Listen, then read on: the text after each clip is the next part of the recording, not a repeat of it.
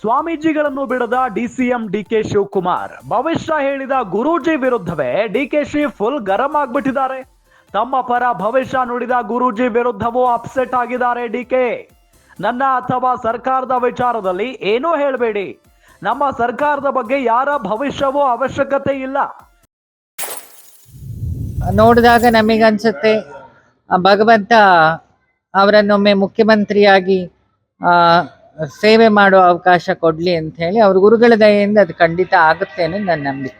ನೋಡಿದಾಗ ನಮಗನ್ಸುತ್ತೆ ಭಗವಂತ ಅವರನ್ನೊಮ್ಮೆ ಮುಖ್ಯಮಂತ್ರಿಯಾಗಿ ಸೇವೆ ಮಾಡೋ ಅವಕಾಶ ಕೊಡಲಿ ಅಂತ ಹೇಳಿ ಅವ್ರ ಗುರುಗಳ ದಯೆಯಿಂದ ಅದು ಖಂಡಿತ ಆಗುತ್ತೆ ಅನ್ನೋದು ನನ್ನ ನಂಬಿಕೆ. ನೋಡಿದಾಗ ನಮಗನ್ಸುತ್ತೆ ಭಗವಂತ ಅವರನ್ನೊಮ್ಮೆ ಮುಖ್ಯಮಂತ್ರಿಯಾಗಿ ಸೇವೆ ಮಾಡೋ ಅವಕಾಶ ಕೊಡಲಿ ಅಂತ ಹೇಳಿ ಅವ್ರ ಗುರುಗಳ ದಯೆಯಿಂದ ಅದು ಖಂಡಿತ ಆಗುತ್ತೆ ಅನ್ನೋದು ನನ್ನ ನಂಬಿಕೆ. ಸರ್ಕಾರ ಸುಭದ್ರವಾಗಿದೆ, ಯಶಸ್ವಿಯಾಗಿ ನಡೀತಾ ಇದೆ. ಮುಖ್ಯಮಂತ್ರಿ ಸಿದ್ದರಾಮಯ್ಯನವರು ಉತ್ತಮ ಕೆಲಸ ಮಾಡ್ತಿದ್ದಾರೆ. ಸಿಎಂ ಸಿದ್ದರಾಮಯ್ಯನವರ ನೇತೃತ್ವದಲ್ಲಿ ಕೆಲಸ ಮಾಡ್ತಿದ್ದೇವೆ. ಅವರ ನೇತೃತ್ವದಲ್ಲೇ ನಾವು ಒಗ್ಗಟ್ಟಿನಿಂದ ಮುನ್ನಡೆಯುತ್ತಿದ್ದೇವೆ. ಹೀಗಾಗಿ ನನಗೆ ಯಾರ ಭವಿಷ್ಯವೂ ಅವಶ್ಯಕತೆಯೇ ಇಲ್ಲ ಅಂತ ಇಲ್ಲಿ ಸ್ವಾಮೀಜಿ ಗುರೂಜಿಗಳಿಗೆ ಡಿಸಿಎಂ ಡಿಕೆಶಿ ನೇರವಾಗಿ ಮಾತನಾಡಿದ್ದಾರೆ.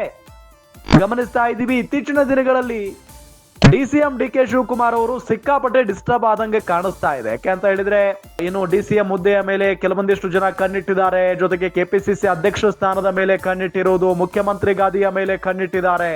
ಹಾಗಾಗಿನೇ ಸಿಕ್ಕಾಪಟ್ಟೆ ಡಿಸ್ಟರ್ಬ್ ಆಗಿದ್ದಾರೆ ಡಿಕೆ ಶಿವಕುಮಾರ್ ಅವರು. ಇದೆಲ್ಲದರ ನಡುವೆ ಸ್ವಾಮೀಜಿಗಳು ಸರ್ಕಾರ ಸುಭದ್ರವಾಗಿಲ್ಲ, ಆಗಿಲ್ಲ, ಈಗಿಲ್ಲ ಅಂತ ಹೇಳಿ ಬಹಳಷ್ಟು ಭವಿಷ್ಯಗಳನ್ನ ನುಡಿತಾನೆ ಇರ್ತಾರೆ. ಇದರ ವಿರುದ್ಧ ಈಗ ಡಿಸಿಎಂ ಡಿಕೆ ಶಿವಕುಮಾರ್ ಕೆಂಡಾಮಂಡಲರಾಗಿದ್ದಾರೆ. ಭವಿಷ್ಯ ಹೇಳಿದ ಗುರೂಜಿ ವಿರುದ್ಧನೇ ಡಿಕೆಶಿ ಫುಲ್ ಗರಂ ಆಗಿರೋದು. ತಮ್ಮ ಪರ ಭವಿಷ್ಯ ನುಡಿದ ಗುರೂಜಿ ವಿರುದ್ಧವೂ ಕೂಡ ಅಪ್ಸೆಟ್ ಆಗಿದ್ದಾರೆ. ಅಂದ್ರೆ ತಮ್ಮ ಪರವಾಗಿ ಆಗಿರ್ಬೋದು, ತಮ್ಮ ವಿರುದ್ಧವಾಗಿ ಆಗಿರ್ಬೋದು, ಯಾರೇ ಗುರುಗಳು ಭವಿಷ್ಯ ನುಡಿದ್ರು ಕೂಡ ಅದನ್ನ ತಗೊಳ್ತಾ ಇಲ್ಲ ಡಿಕೆ ಶಿವಕುಮಾರ್.